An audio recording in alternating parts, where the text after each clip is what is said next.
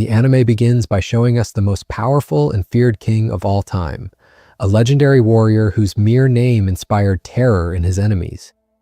However, in an unexpected twist of fate, this invincible monarch suddenly finds himself suspended in an ethereal and unknown space where a mysterious voice announces that his new life is about to begin and that he must move toward the light shining before him.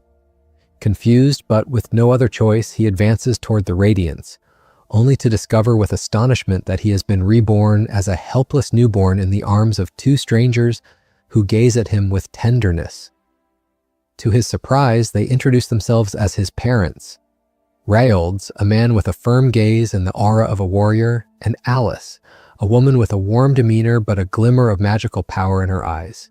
Now named Arthur, he struggles to comprehend what has happened. After a lifetime of conquests and battles, he has been reduced to a fragile infantile body, incapable of even controlling his most basic functions, like holding up his own head or avoiding soiling himself.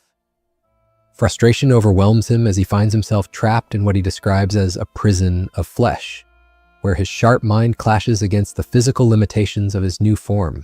The first days in this world are a mix of fascination and humiliation for Arthur. His father demonstrates abilities that clearly surpass human limits, performing magical techniques that shatter trees with a single strike. He also witnesses how a mistake in controlling this power leaves Reincarnated severely injured, only for his mother to heal him with a recovery spell. This contrast between brute strength and refined magic deeply intrigues him. Little by little, Arthur realizes he has arrived in a world where magic is not only real, but the very foundation of society. However, he also notes with concern that weapons are common among the population, leading him to conclude that he must regain his power as soon as possible if he hopes to survive in this new environment. Despite everything, there are aspects of his new life that he unexpectedly enjoys, such as the ability to sleep deeply without fear of being assassinated, a luxury he never had in his previous existence as a monarch, always on guard. As the months pass, Arthur masters crawling, though he still feels a strange resistance every time he hears his new name. Taking advantage of his parents' trust, he begins exploring in secret, particularly his mother's room, where he discovers a small library containing books on history and magic. It is here that he obtains vital information about the continent of Dicathen, the place where he has been reborn. This land is divided into three main kingdoms: the kingdom of Deret, an underground nation inhabited by unknown races; the kingdom of Sapin, where he currently lives, ruled by humans and the most populous of the three; the kingdom of Eleanor, home to the elves, beings of grace and superior magical power. Arthur analyzes every detail, comparing this world to his previous one, and concludes that although Sapin is a monarchy like many he knew, the throne is inherited peacefully, without the constant succession wars he was accustomed to. However, what fascinates him most is the central role of magic in society, which explains the apparent technological lag compared to his original world. The books also reveal the fundamentals of mana, the energy that fuels magic in this world. Arthur learns there are two main types of users: conjurers, who project and shape mana to cast spells; augmenters, who use it to enhance their physical abilities to superhuman levels. His mother, with her healing abilities, seems to be an exception to this rule. Most people discover their ability to manipulate mana during puberty, when they manage to concentrate the dispersed energy in their bodies to form a stable core.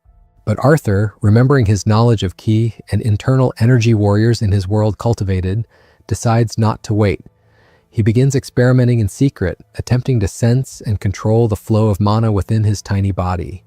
However, during one of these sessions, his mother catches him, his face red with effort. Mistaking his concentration for another accident, she humiliates him by assuming he has soiled himself again.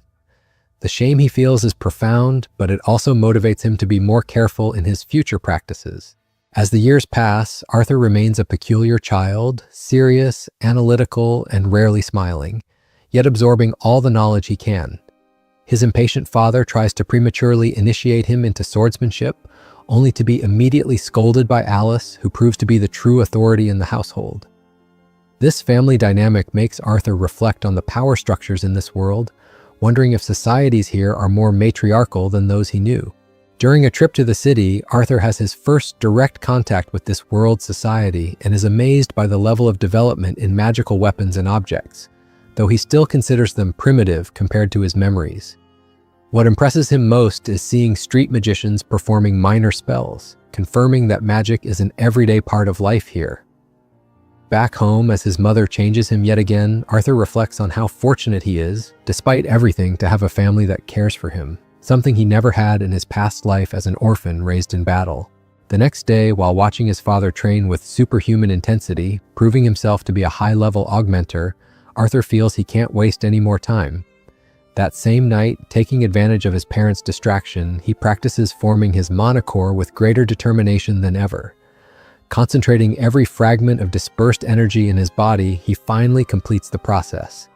But the energy release is so violent that it triggers an explosion, destroying part of the house. Terrified, his parents rush to him, instinctively shielding him from the debris. When the dust settles, they look at Arthur with a mix of disbelief and pride. Their son, not yet 3 years old, has achieved the impossible by forming a monocore at an age when he shouldn't even be able to sense energy flow. Arthur, for his part, doesn't understand why they're crying. To him, they simply fulfilled their duty as parents by protecting him. But something inside him is moved by this display of unconditional love, a concept so foreign to his past experience that he can't help but burst into tears for the first time since arriving in this world.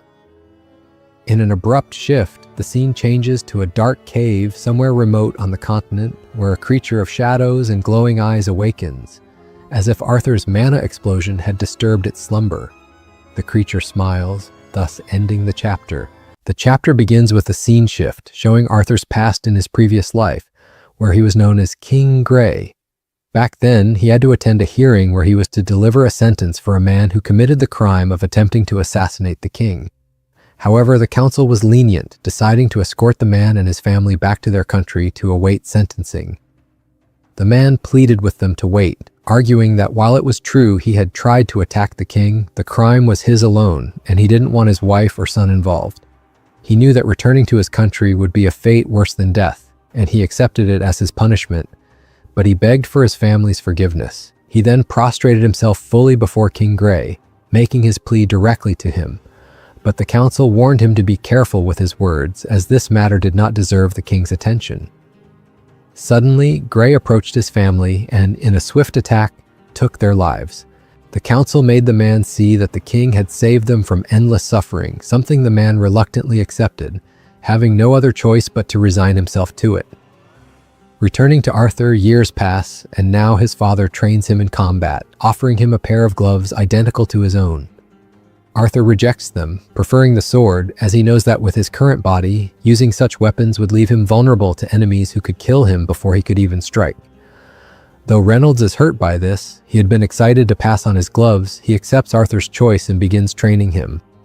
After receiving a few attacks from his father, Arthur learns how to imbue his weapon with magic. He grasps the concept just by watching, and soon does the same with his wooden sword. When he strikes, he destroys his father's staff, leaving Reynolds completely surprised. Later, Reynolds speaks with Alice, telling her that Arthur needs a real teacher. He remembers that he was supposed to be the one to train him, but their son has such great potential that a proper master could help him explore it further.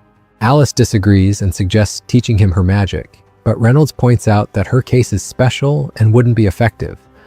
Besides, Arthur, despite being only 4 years old, managed to pierce something reinforced with mana.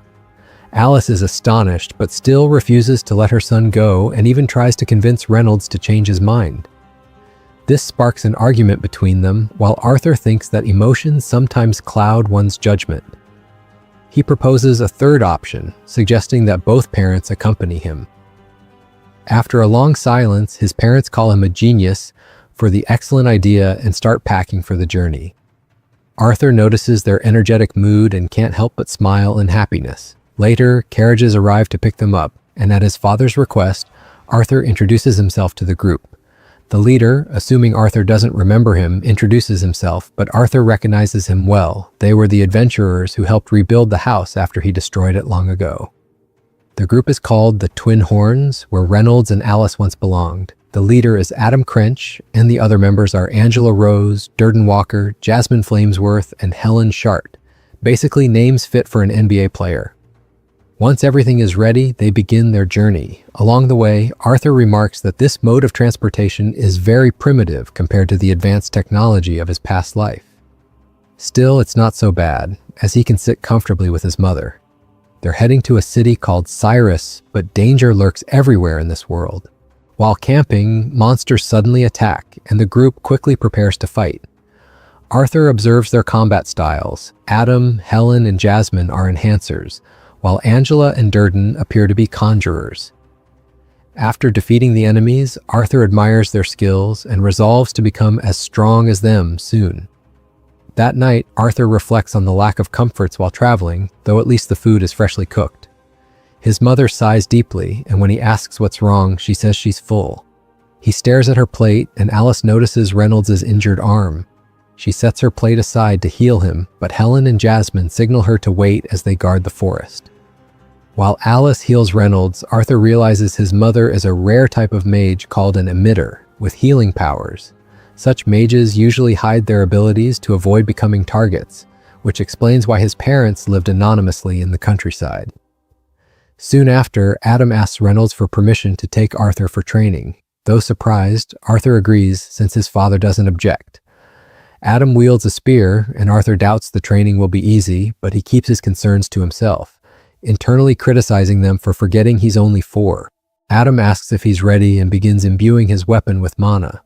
Arthur notices he isn't holding back, so he responds in kind, channeling mana into his weapon and legs. This surprises Adam, and without hesitation, Arthur attacks. Adam blocks, but Arthur vanishes from his sight, reappearing behind him, though he skids slightly on the dirt. He manages to block Adam's follow-up strikes, but a powerful blow sends him flying, his lightweight body unable to withstand it. Angela uses wind magic to cushion his fall, much to Alice's relief, who feared her chocolate bonbon, Arthur, would be crushed. The group scolds Adam for going too far, but he defends himself, calling Arthur a little monster. Distracted by their argument, Arthur is startled when Jasmine suddenly appears beside him, asking how he did that. He stays silent, unsure how to respond, but recognizes her determined gaze. She won't give up until she gets answers. The journey continues smoothly, and during this time, Arthur trains and learns from everyone, even sharing knowledge from his past life. He teaches Jasmine how to enhance her feat for speed, and over time, her presence grows closer to him, which he doesn't mind. Unexpectedly, Jasmine reveals she learned it's his birthday and gifts him a knife as thanks for his teachings. Arthur is surprised but grateful, realizing she's grown fond of him. The girls are shocked, as Jasmine rarely bonds with anyone, but Alice proudly claims it's because her son is charming. As they prepare to leave, Arthur notices his mother's discomfort and asks what's wrong. She brushes it off, but her words leave him uneasy. While traveling through the mountains, bandits ambush them, using arrows to pin them down while surrounding them.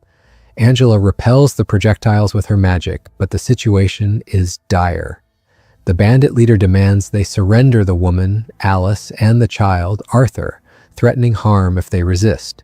Despite the danger, Alice reassures Arthur, promising to stay by his side. The group fights back. Durden restrains attackers from above, Reynolds engages in close combat, Helen snipes with her bow, and Adam and Jasmine defend the carriages.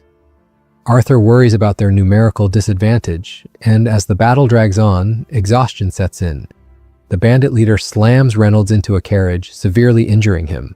Alice and Arthur are forced to flee, but Reynolds urges Arthur to protect his mother, revealing she's pregnant.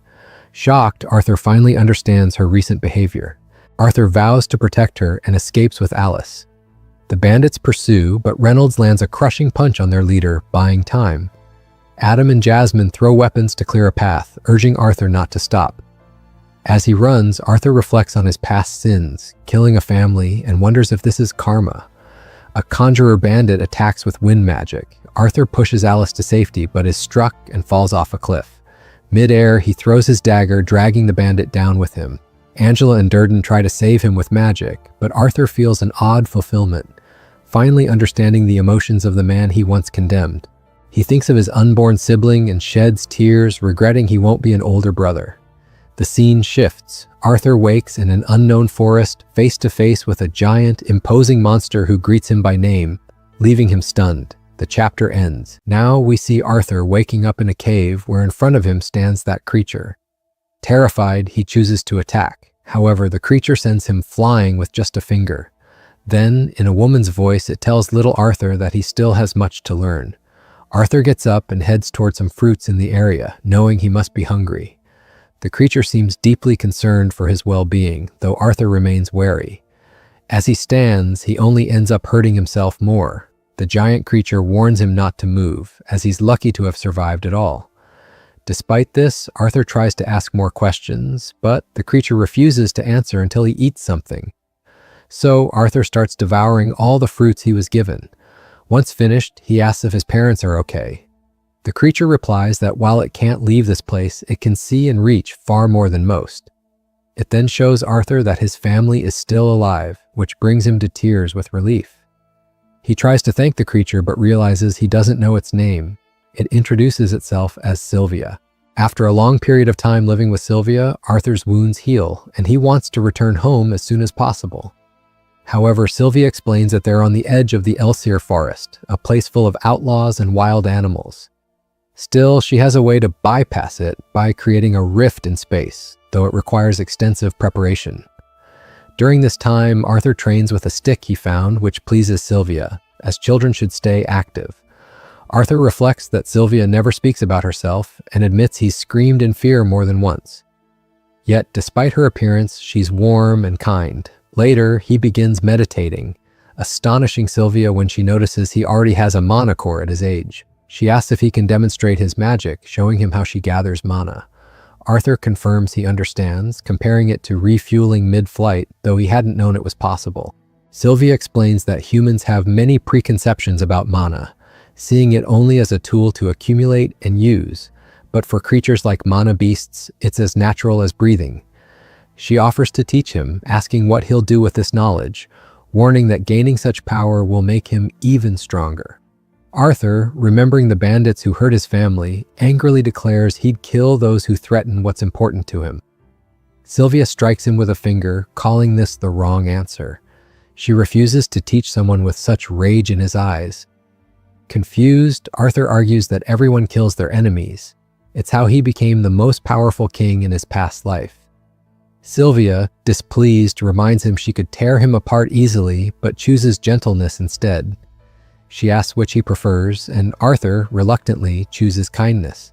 Sylvia agrees, explaining that rage and hatred burn quickly, leaving only more violence behind. She'd rather he not waste the life she saved on vengeance. When she asks again what he'll do with his power, Arthur now answers, protect his loved ones. Satisfied, Sylvia resumes teaching. Meanwhile, a creature similar to Sylvia appears, taunting her that she can't hide from him. In a flashback, Arthur recalls his past life as a figurehead king, a mere tool for war.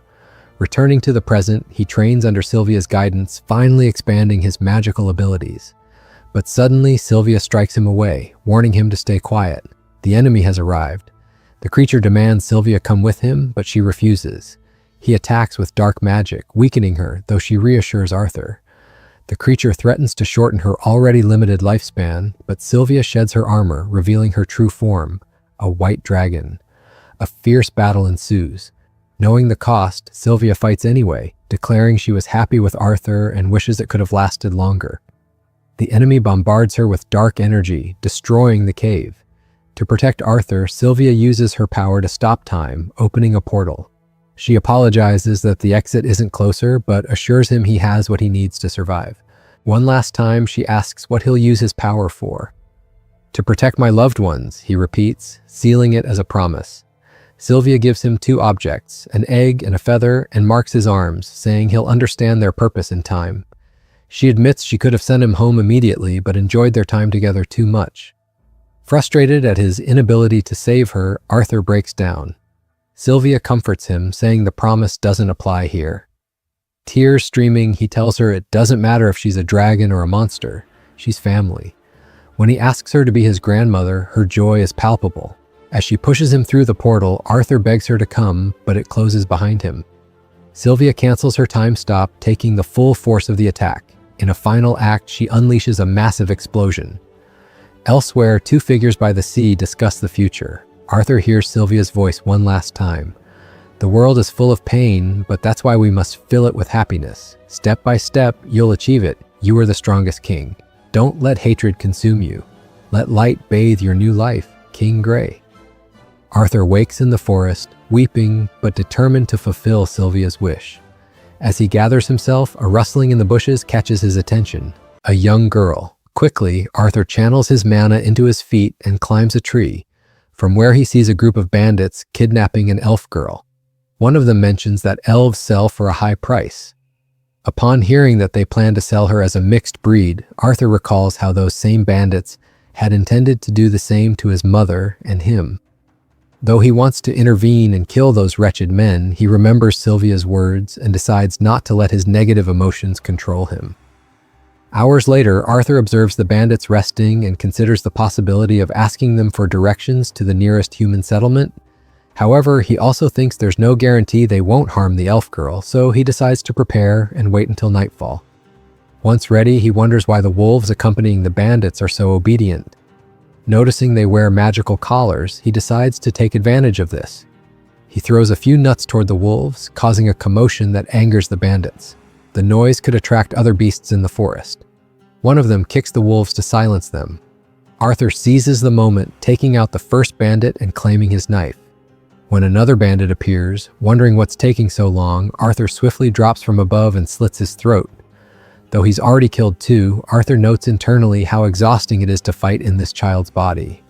A third bandit appears, and Arthur slices his leg, immobilizing him. The bald bandit shouts for his boss to be careful, warning that the kid is a mage. Instead of being alarmed, the leader is thrilled. He now has a valuable prize to sell alive. The boss stabs his knife into the ground and uses enhancement magic before charging at Arthur. The boy dodges the first strike and counters with a kick. The bandit admits it wasn't a bad move. Without hesitation, Arthur throws his dagger with a wire attached, but the bandit catches it and swiftly kicks him down. Lifting Arthur by the legs, the bandit sneers, but Arthur takes the opportunity to condense fire in his leg, burning the man. Enraged, the bandit declares he'll no longer capture Arthur alive. He'll sell his corpse to a deranged collector instead. But before he can act, Arthur throws his dagger, embedding it in the man's forehead. With the leader dead, only the bald bandit remains, begging for his life. Arthur feels no mercy. He's sure the elf girl pleaded the same way. After finishing the last bandit, Arthur approaches the girl and removes her blindfold. At first glance, her face reminds him of someone else, but he brushes it off. He tells her she's safe now and can return home. However, the elf girl stares at Arthur in amazement, something he finds unremarkable. Still, he realizes a normal child would be surprised by such things. He then notes that this is the first time he's been with someone his own age. Before continuing, Arthur covers the bandits' corpses, which the elf girl notices. He tells her there are things children shouldn't see, even though he's also a child. The little elf asks what happened to the bad men who kidnapped her. Unsure how to respond, Arthur simply says they had an unfortunate accident and reassures her she's safe now. He then hands her belongings back and says, "It was nice meeting you." Of course, the girl stops him, her eyes pleading. She's scared and doesn't want to be abandoned. Arthur hesitates but tells her he needs to return to his family and that the bad men won't come after her again. The elf girl, now annoyed, asks what kind of jerk would abandon a helpless child in the forest. Arthur is confused. Shouldn't an elf be safe in the woods? She replies that her parents told her tree monsters eat children.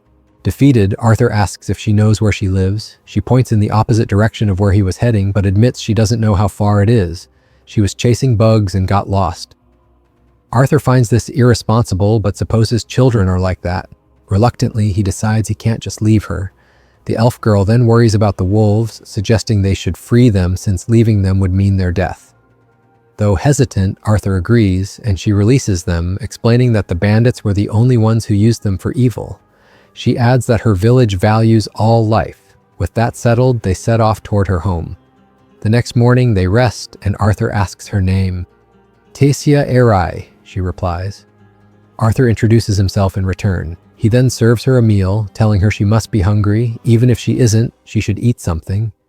The words remind him of what Sylvia once told him in the cave, making him realize he's starting to sound like her. Tasia tries the food, boiled dried meat with salt, and hates it. In his mind, Arthur admits he's always seen food as mere sustenance, though he recalls happier meals with his family. He thinks that if he wants to act like a child, he should learn from Tessia. She asks what he's doing in the Elshire forest. He replies that he's separated from his family, making her assume he's lost too. On the way, Arthur asks about life in the Elven kingdom. She tells him the country is called Elwar and that it's fun. Since her parents are busy, she spends most of her time with her grandparents and caretakers. At one point, Tessia shows him a bug used in Elenwar to mark paths, even putting one on his ear like an earring. Arthur wonders if this is how children play. As they walk, Tessia mentions that once her mana awakens, she'll train under a master. Arthur is surprised. Do elves not have organized education? Tessia doesn't know. That night, they hear howls. Arthur recognizes them as the horned wolves from before. He regrets not killing them. He tells Tessia to sleep, but she insists he should rest too. Alone, Arthur wonders what Sylvia wanted to give him. Tessia interrupts, asking if he really doesn't need sleep. She mentions her grandfather warned her not to sleep near men, but promises not to tell anyone. Arthur reassures her and tells her to rest. Still, she refuses, saying if they stay outside, others might notice them and cause trouble. Arthur teases her, asking if she's afraid of ghosts. She denies it, shouting that she's just worried for their safety and insists they stay inside the tent. Inside, Tessia asks about the human kingdom, saying she's heard human men are filthy and have many wives, though she doesn't fully understand what filthy means. Arthur explains only certain nobles have multiple wives, but she's already fallen asleep. Watching her, he wonders if this is what having a little sister feels like. The next day, they continue walking. Arthur notices Tessia growing more comfortable around him, almost as if she's forgotten the slavers. Still, he wants to reunite her with her family as soon as possible. But then, something unexpected happens. An unbearable pain surges from his mana core.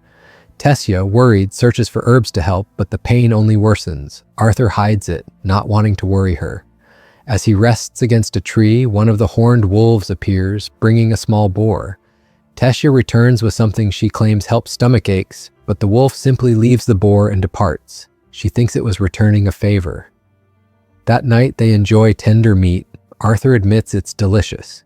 Tessia adds that she didn't find herbs, but did gather nutritious mushrooms, which elven women often eat. However, when Arthur tries them, they give him terrible gas, proof they're too strong for humans. Inside the tent, exhaustion overtakes Arthur, and he falls asleep as Tessia rambles about wanting to visit the human kingdom, but fearing the bad people there. She mentions that's why Elenwar's people distrust outsiders, especially humans. Noticing he's asleep, she covers him with a blanket. The next morning, they resume their journey, though Arthur still feels the pain. Tessia suddenly stops and asks if she can call him Artan as a friend. "Whatever you want," Arthur replies. Annoyed, she asks if that's all he has to say. He jokingly responds, "For a low-born villager like me, accompanying Lady Tessia Erai is an honor I don't deserve." She groans, calling it an old man's joke. As they walk, Arthur reflects on the word friend, remembering everything Tessia has done. Then she finds the portal leading home, to Elenwar, the Elven Kingdom. Without warning, she pulls Arthur in with her, but as soon as they arrive, soldiers surround them, stating that the portal's activation triggered an alert. They seize Arthur. Though he calls for Tessia's help, she just stands there, frozen. Thanks for watching. Remember, subscribe and like the video.